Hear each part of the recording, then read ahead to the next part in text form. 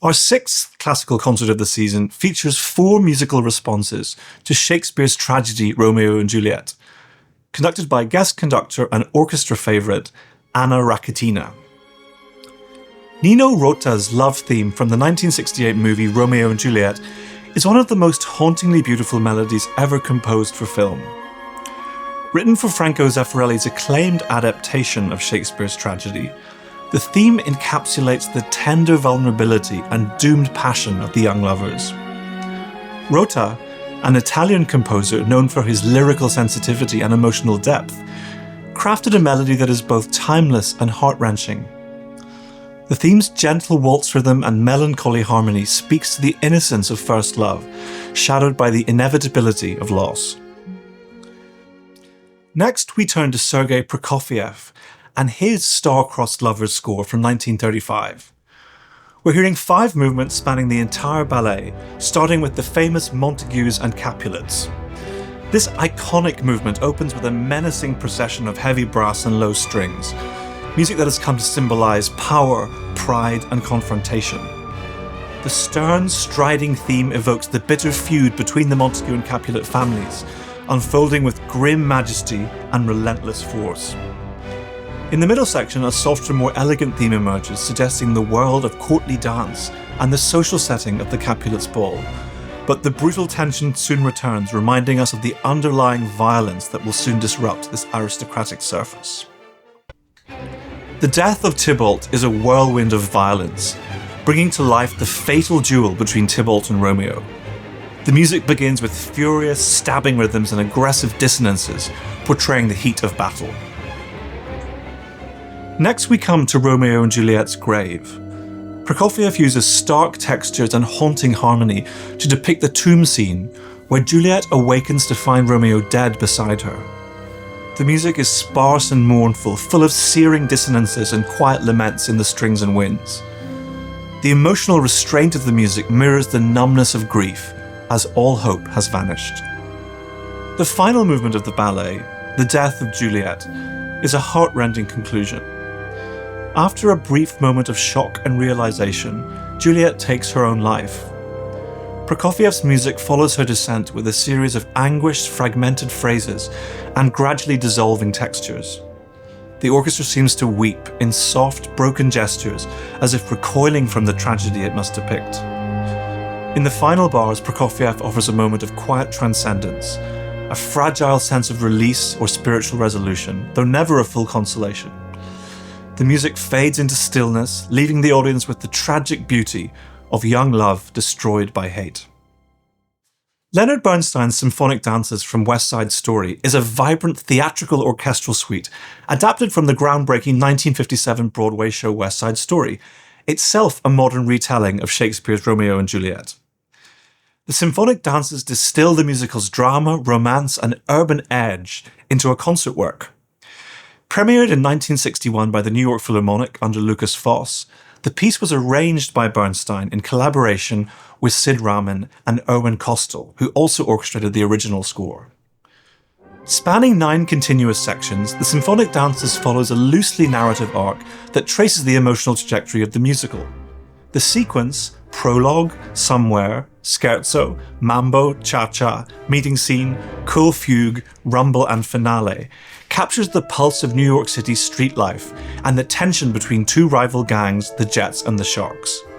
At the same time, it reflects the doomed love between Tony and Maria, echoing the classical tragedy of Shakespeare with a distinctly American voice. What makes this suite so remarkable is Bernstein's seamless fusion of classical symphonic form with jazz, Latin dance rhythms, and Broadway lyricism. The music is complex yet accessible, rhythmically explosive and emotionally rich.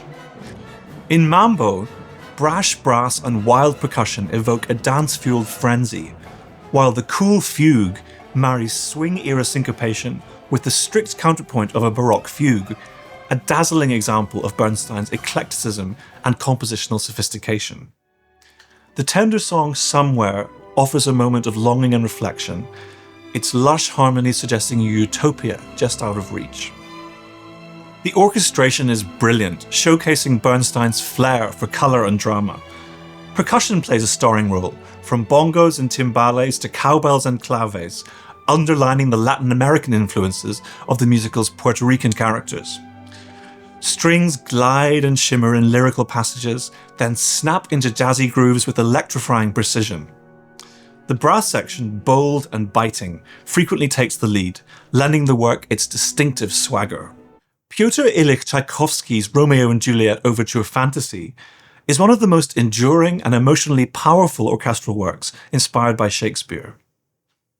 Composed in 1869 and later revised twice in 1870 and 1880, the piece is not a literal retelling of the play, but rather a symphonic meditation on its themes: useful passion, violent conflict, and tragic destiny.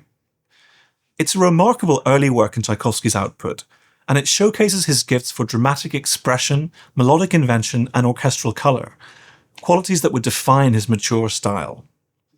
The idea for a musical adaptation of Romeo and Juliet came from Mily Balakirev, a central figure in the Russian nationalist movement. Although Tchaikovsky did not share all of Balakirev's aesthetic ideals, he was receptive to the suggestion of the idea and followed Balakirev's guidance on structure and thematic material. The piece is cast in sonata form, but it departs from classical models in its context and emotional trajectory. Rather than presenting a balanced dialogue of themes, it presents a dramatic narrative in which contrasting ideas, representing Friar Lawrence, the warring Montagues and Capulets, and the ill-fated lovers, collide and evolve. The introduction opens with a dark, solemn chorale in the clarinets and bassoons, soon joined by the lower strings. This music represents Friar Lawrence, the well-meaning priest whose hopes for reconciliation are ultimately doomed. Tchaikovsky crafts this opening with quiet intensity, establishing an atmosphere of spiritual depth and foreboding. The calm is shattered by the onset of the first theme, a violent, rhythmically aggressive figure in the strings and brass that evokes the brutal feud between the two families. The music is full of rhythmic dissonance and sharp accents, reflecting the relentless energy of conflict. The second theme, the piece's most famous, is introduced by the English horn and violas, and it's one of Tchaikovsky's most beloved melodies. Broad, lyrical, and infused with tender yearning, this theme represents the love between Romeo and Juliet. It unfolds with increasing passion, passed from instrument to instrument, culminating in a lush orchestral statement that captures the overwhelming power of their feelings. But in true romantic fashion, love and violence are intertwined. Tchaikovsky interweaves the love theme with the music of strife, building to a tragic climax that fuses the two elements into a dramatic apotheosis. The coda returns to the Friar Lawrence theme, now transformed by grief and finality. A final quotation of the love theme, fragile and fading, is heard above quiet timpani strokes, evoking the tolling of a funeral bell. The piece closes not in triumphant resolution, but in resignation and sorrow, acknowledging the tragic futility at the heart of Shakespeare's play.